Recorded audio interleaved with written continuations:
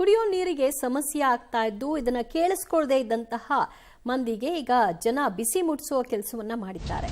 ಖಾಲಿ ಕೊಡವನ್ನ ಹಿಡಿದು ಸಚಿವರಿಗೆ ತ್ರಾಟೆ ತೆಗೆದುಕೊಂಡಿದ್ದಾರೆ. ಸಂಕನಾಳ ಗ್ರಾಮದ ಮಹಿಳೆಯರು ಖಾಲಿ ಕೊಡ ತೋರಿಸಿ ಪ್ರತಿಭಟನೆಯನ್ನ ನಡೆಸಿದ್ದಾರೆ.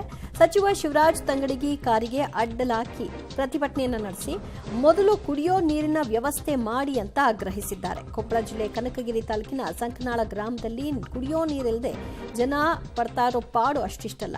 ವಿವಿಧ ಕಾಮಗಾರಿಗಳ ಭೂಮಿ ಪೂಜೆಗೆ ಸಚಿವರು ಹೋಗಿದ್ದಂತಹ ಸಂದರ್ಭದಲ್ಲಿ ಈ ಪ್ರತಿಭಟನೆ. ಗ್ರಾಮದಲ್ಲಿ 100ಕ್ಕೂ ಅಧಿಕ ಮನೆಗಳಿದ್ದು ಕುಡಿಯೋ ನೀರಿನ ವ್ಯವಸ್ಥೆಯನ್ನ ಕಲ್ಪಿಸಿಲ್ಲ ಅನ್ನೋದು ಮಹಿಳೆಯರ ಆಕ್ರೋಶಕ್ಕೆ ಕಾರಣವಾಗಿರುವುದು. ಶಾಶ್ವತ ಪರಿಹಾರ ಬೇಕು. ತಾತ್ಕಾಲಿಕ ಟ್ಯಾಂಕರ್ಗಳನ್ನು ಕಳಿಸೋದು, ಆ ನಂತರ ಸುಮ್ಮನಾಗೋದು ಇದು ಬೇಡ, ನಮಗೆ ಶಾಶ್ವತ ಪರಿಹಾರ ಕೊಡಿ ಅಂತ ಕಾರಿಗೆ ಮುತ್ತಿಗೆ ಹಾಕಿದಂತಹ ಪ್ರಸಂಗ ನೋಡ್ತಾ ಇದ್ದೀವಿ.